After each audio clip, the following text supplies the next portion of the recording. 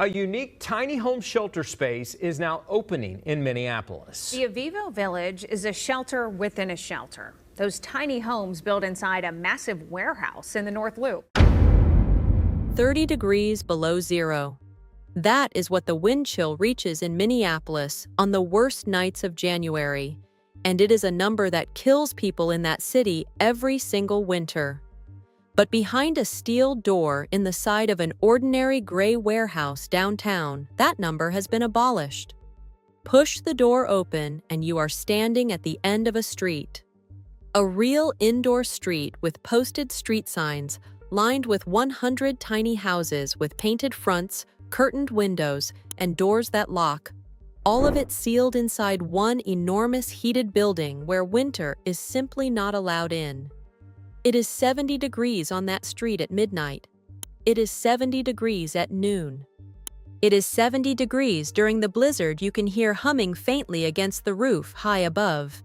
The people who built it call it the first indoor tiny house village in America. And the people who live there will tell you the strangest part is not the warmth itself.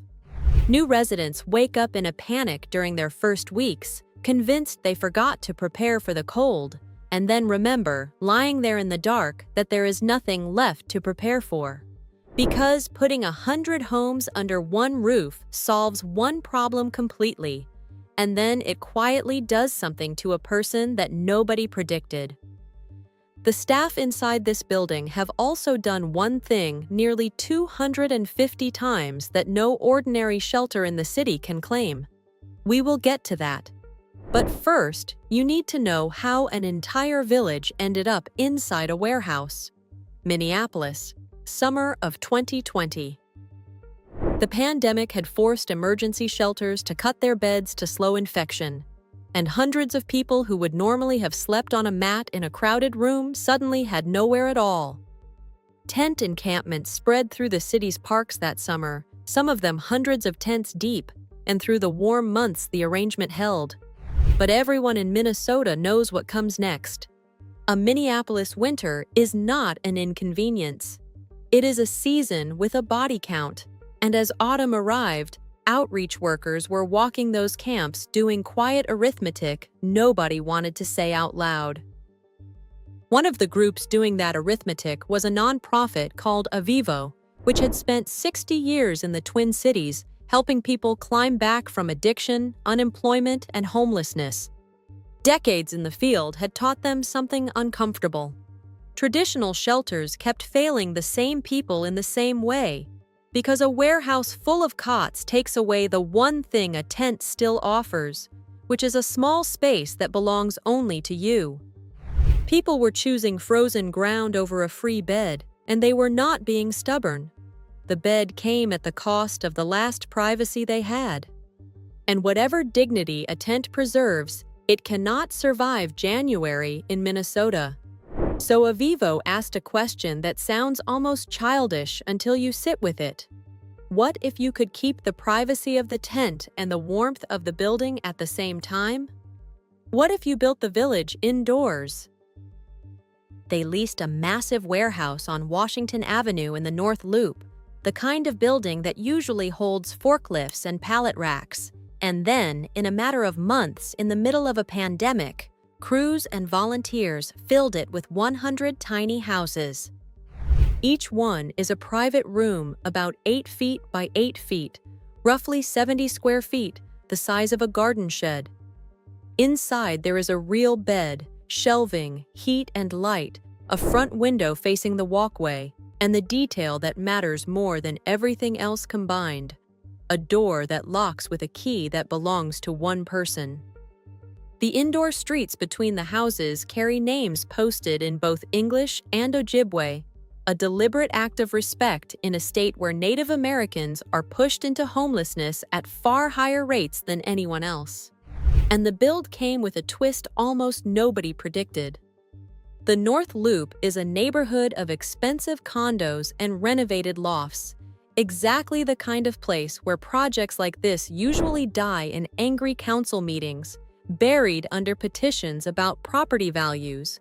Avivo braced for that fight. Instead, The neighborhood association sat down at the table and helped plan it, because enough of those condo owners had spent the summer watching tents multiply in their own parks and decided that a warehouse full of warm, supervised homes was not a threat. It was an answer. In December of 2020, as the first hard cold settled over the city, the front door opened and people began moving in straight from the encampments. The only requirement for a house was that you were sleeping outside. But the hardest part of this story was never the construction. It was the question of what happens to a human being when you take away the sky. Start with the warmth, because it is stranger than it sounds. When you have lived outside through even one northern winter, weather stops being scenery and becomes your enemy, your clock, and your full-time job. You plan every hour of every day around it. You count blankets the way other people count money. Then you move into a house inside a heated warehouse, and the war just ends. No preparation, no rationing, no listening to the wind. Some residents step out the warehouse door in January just to stand in the cold for a minute, because after years of fighting it, they need proof it still exists. Comfort, it turns out, takes practice. Then there is the light. Your tiny house has a window, but the window does not look at the sky. It looks at an indoor street lit by the warehouse's lights, and that light barely changes from morning to night. Inside your own home, you genuinely cannot tell 3 in the afternoon from 3 in the morning. Time goes soft. Residents keep alarms on their phones, tape paper schedules to their walls, and build small routines around meals and coffee just to keep the days from melting into each other. And they decorate those street-facing windows the way suburban families decorate porches, with curtains, paper snowflakes, small treasures. For a long stretch, one house was known to the whole village by the painting of a unicorn its resident kept in her front window, a bright little flag that said, "Somebody particular lives here. Remember her, because her story is where this one is heading." And then the sound, because this is what one roof over 100 lives actually means. The walls of your house are real, but they stop well below the warehouse ceiling far overhead, and all that open air above the rooftops carries sound like water. At night, you hear the village breathing, a cough 3 streets over, a television turned low, somebody laughing at their phone, somebody crying quietly, a door clicking shut at 2 in the morning. You come to know your neighbors by sound long before you know their faces. For people who spent years outside listening for danger in every footstep, that constant murmur cuts both ways. Some find it unbearable at first. Many more come to find it comforting because it is the sound of 99 other people who are also, finally, safe. Now look at who is actually behind those 100 doors, because the picture in your head is probably decades out of date. The fastest growing group of homeless Americans is people over 55, and the residents of villages like this one increasingly have gray hair and clean records. They are renters who kept the same apartment spotless for 20 years until the building sold out from under them. Widows whose household income was cut in half on the day of a funeral. Warehouse workers and waitresses whose knees and backs quit a few years before any pension could catch them. And men in their 70s whose last address, if you can call it that, was a storage unit. For someone that age, a chaotic emergency shelter full of noise and strangers is often more frightening than the parked car they have been living in, and they will refuse it, politely, for years. What finally gets a yes is this: a small locked house on a quiet, staffed street where winter cannot reach, where a nurse is down the hall, and where the person at the front desk greets you by your name. Not a case number. Your name, every single time you walk in, even at midnight. Residents in their 70s say that being reliably known by people who are glad to see you repairs something that years of being stepped over had broken. And staff say these older residents transform the village in return because they arrive carrying 50 years of practice at being a decent neighbor, which is the one resource no program can donate. If that section landed a little close to home, I want to talk to you directly for a moment, because some of you watching are not just curious about this story. Some of you are one missed check away from needing a place like this, or you have a sister, a son, or a neighbor sleeping in a car tonight. And on any given night, more than 30,000 American veterans are among the people sleeping without a home. That is why we put together a guide called the Veterans Blueprint. It walks through the emergency housing programs, benefits, and assistance strategies that can keep a struggling veteran, or honestly anyone close to the edge, off the street entirely. These programs are real and they work, but they are scattered across a dozen different agencies, and the people who qualify usually never find them. We gathered them into one place. You will find the link in the description below, or you can scan the QR code on your screen right now.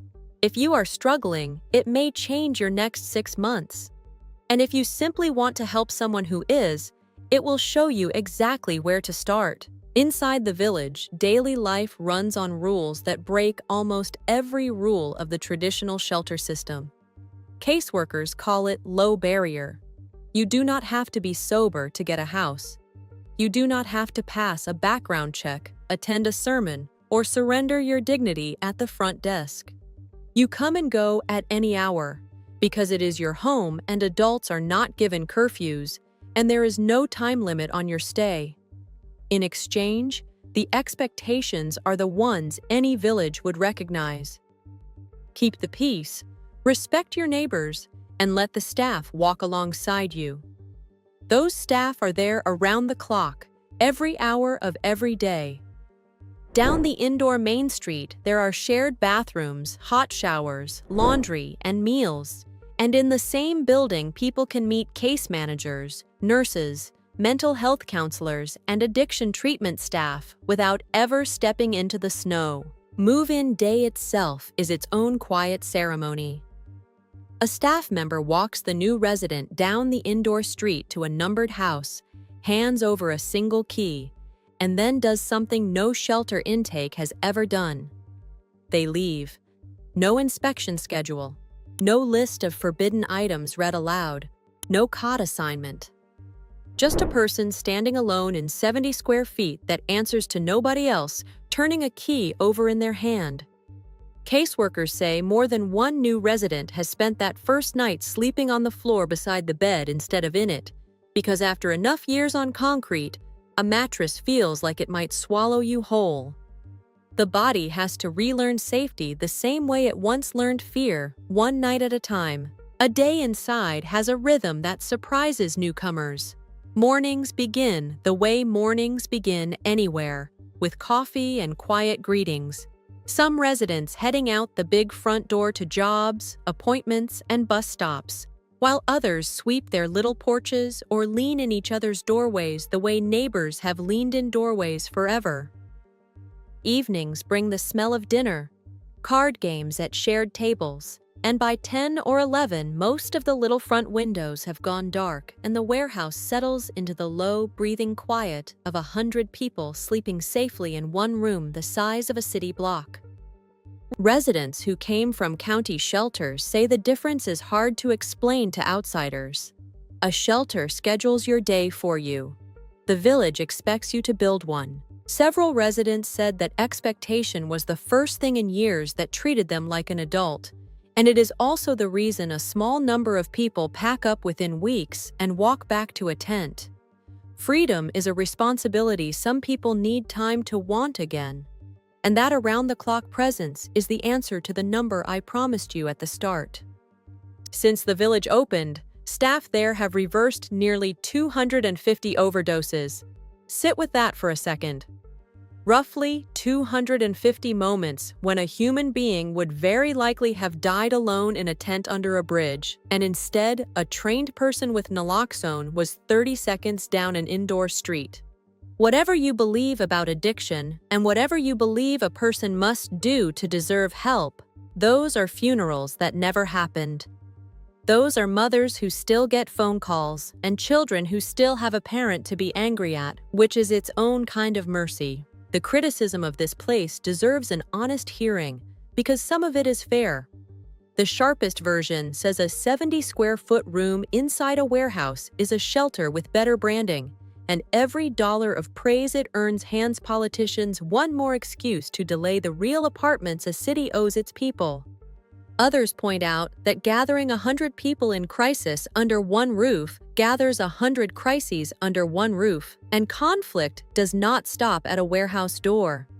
The village has had its hard days, disputes and relapses, residents who left angry, and residents who simply could not stay because after enough years under the open sky, even a gentle building with gentle rules can feel like it is closing in. The money is real too. Running a staffed, heated, service-rich village around the clock costs millions a year, and the city has had to keep writing checks to keep the lights on, which critics compare bitterly to the price of a simple shelter mat. Every one of those points contains truth. But notice who gets to make them. A person sleeping outside ages and dies far ahead of schedule, from exposure, untreated illness, and violence, while the apartment towers meant to save them spend years in planning meetings and environmental reviews. The village made a different wager. Get the locked door and the heat right this winter, and let the arguments continue in the meantime. 30 years of debate produced very little for the woman freezing on a steam grate tonight. One warehouse produced 100 warm front doors in a matter of months. So what do residents say the village actually gave them once the film crews leave? Almost nobody starts with the building. They talk about the first hot shower behind a locked door, as long as you want, as hot as you want, after months or years of gas station sinks. Staff describe it as the moment new residents cry, again and again, because it is the moment they feel like a person instead of a problem. And they talk about something so ordinary that housed people never think about it at all. The ability to say the words, "Come in." Residents describe the first time they invited a neighbor into their tiny house for coffee and realized, mid-sentence, that they were hosting. Not receiving charity, not being processed by a system, welcoming another human being into a home of their own with somewhere to sit and something to offer. Which brings us back to the woman with the unicorn painting in her window.